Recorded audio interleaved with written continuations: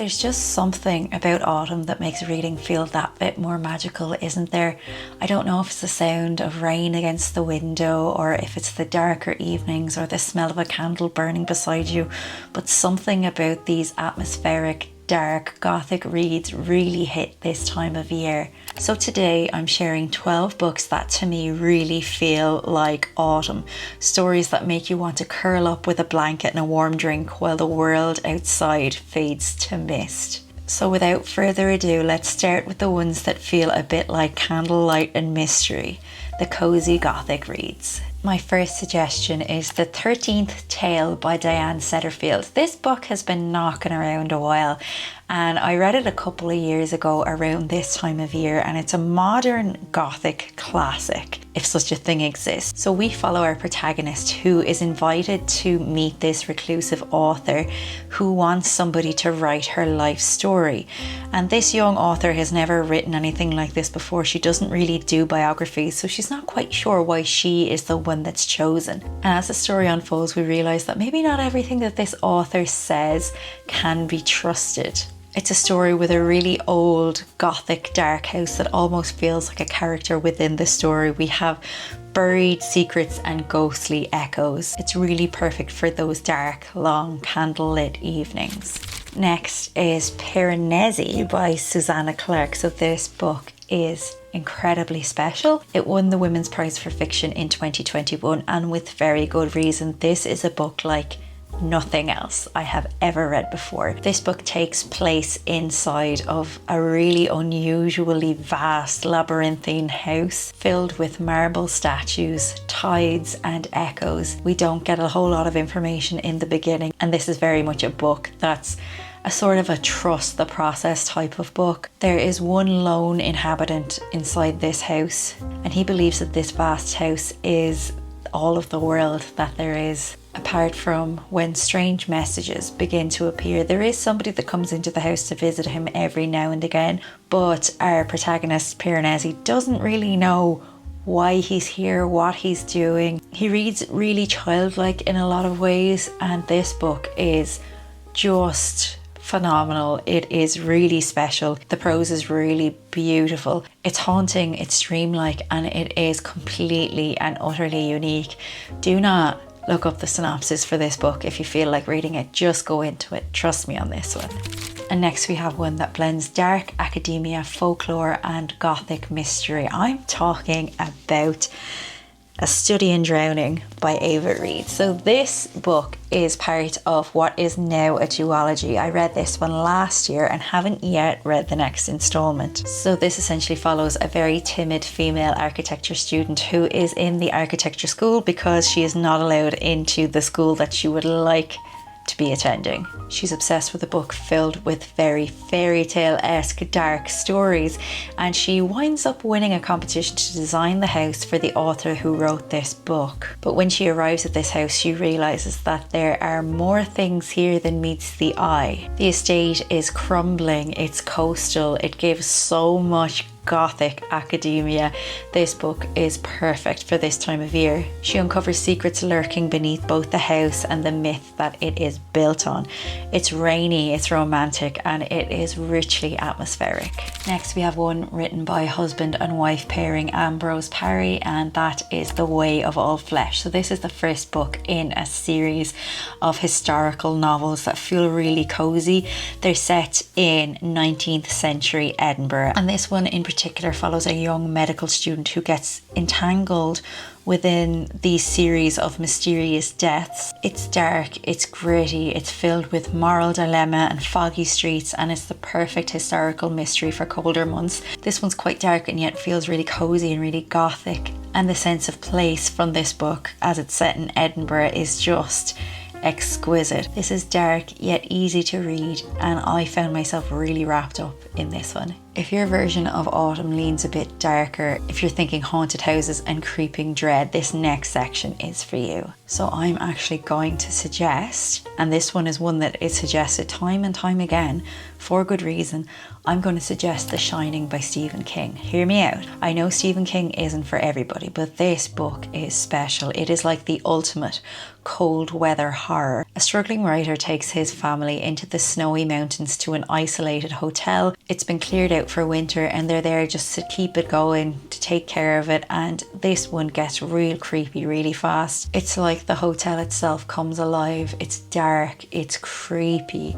There's a lot here where you're kind of wondering, is this real? Is this not real? It's a story that is very well known, but if you haven't read this book, I definitely suggest picking it up this time of year. And another haunted house story. I'm actually going to recommend a book by an author that I don't often recommend. This is the first book I ever read by Riley Sager, and I'm talking about Home Before Dark. This is a dual timeline haunted house story. So we follow a woman who inherits her childhood home, and it's a house that's made famous by a memoir written by her father about their terrifying experiences in this house. So she returns to renovate it, and no surprises, the past begins to repeat itself. It's creepy, it's addictive, it really gave me the heebie-jeebies, and it's perfect for October if you're looking for something a bit spooky. If you're looking for a dark, sensual retelling of classic fairy tales, I've got you with this one. So this is Angela Carter's The Bloody Chamber, which is a book of retellings of fairy tales that we really know and love. We have Bluebeard, Beauty and the Beast, and more. This one is really filled with Gothic imagery and with a little bit of a sprinkling of feminist bite. As you would expect from Angela Carter, the prose here is rich and lush and unsettling, perfect for reading by firelight. Of course, not all autumn reads are Gothic and dark. Some are just filled with that soft fading sadness that mirrors the season itself. And on that theme, we have Never Let Me Go by Kazuo Ishiguro. So this is a book that you have likely heard of time and time again. There is a film made of this book, and it's yet another one, just like Piranesi, that I would suggest going into without having any prior knowledge of it. So this is a quiet, heartbreaking story about three friends growing up in an English boarding school. Slowly throughout the course of this novel, we begin to learn why they're actually there. It's tender, it's nostalgic, it's a little bit bizarre, and there's a real melancholy throughout this book that I absolutely adored. It's quite devastating in the best way possible. It's one that has stayed with me for years after I read it. If you haven't picked this one up, I really recommend it. Another one then that I suggest getting to sometime very soon is Hamnet by Maggie O'Farrell. So there is a film with Jessie Buckley and Paul Mescal coming out very soon that is based on this book. I will say what I love about that is it's two really great Irish actors playing the most quintessentially English characters ever. So this is inspired by the life of Shakespeare and Shakespeare's son Hamnet. And this one is one that really explores grief and love and family and creativity and how we endure and how we deal with things when things get really tough. O'Farrell's writing is really rich and really sensory. It feels like harvest season, full of warmth and life and quite a bit of sorrow as well. Potentially check the trigger warnings for this one if you don't know what it's about. There is an incredible chapter in this about a flea, and I never thought that a flea could be this interesting, but it just turns out that if you're a good author, you could write about anything and make it interesting. This is a book that is so good, and I've even heard of the trailer of this film making people cry, so I'm very excited for it. Next then we have a bit of a literary horror. Maybe not horror in the traditional sense, but there is quite a bit of body horror in this one. So I'm talking about Our Wives Under the Sea by Julia Armfield, and this one is part love story, part quiet horror. It's really unsettling. We follow a married couple, and one of them goes off for a month in a submarine, and it turns out that submarine doesn't return when it's supposed to, and they end up down there for a lot longer than they should be. Everybody presumes them dead, they're definitely missing, and when they come back, they're quite strange. So we follow this married couple as this woman comes back onto dry land and she's changed, but it's really hard to say how and why. We don't really know what happened underneath the water while she was away. It's not jump scare horror, but it's slow, and it's got this sort of unsettling, decaying feeling that comes with grief and loss. This one is perfect for introspective rainy days. And then for those of you who really love history and wild, windswept settings, I got you. So a book that I think is really perfect for this time of year is The Mercies by Coran Millwood Hargrave. This is a historical novel based on true events. We open up with a storm that wipes out nearly all of the men in a small Norwegian fishing village. And this is very much a story about the women who are left behind, about their resilience and how they get on with things. But because of the time that it's set, it's decided that these women can't be trusted to look after themselves, essentially. So a Scottish commissioner is sent to put things to right. So he's there to impose order, and also he brings along a lot of suspicion, and of course witchcraft accusations follow. It's dark, it's beautiful, it's sad, it's full of sorrow. It is such a good book. Karan Millwood Hargrave did a really great job with this. If you've read The Witches of Varda, it's like that, but I think that this one is better. And then lastly but not least, we have a book by an author whose books could fit into this category, pretty much all of them.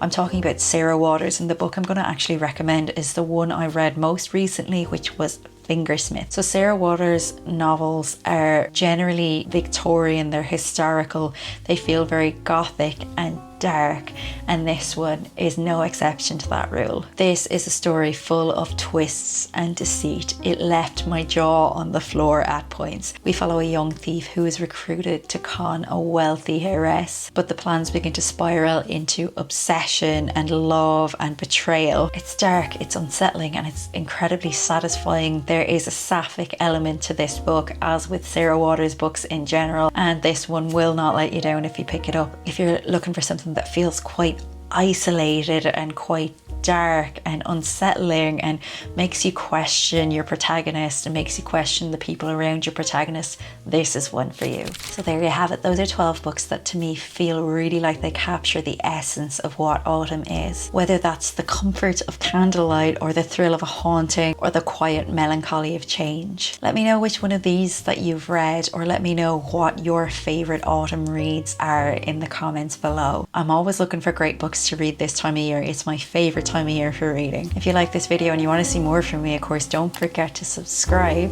Otherwise, pals, I hope you're doing well. I hope you're taking care, and I'll talk to you next week in another video. Bye bye.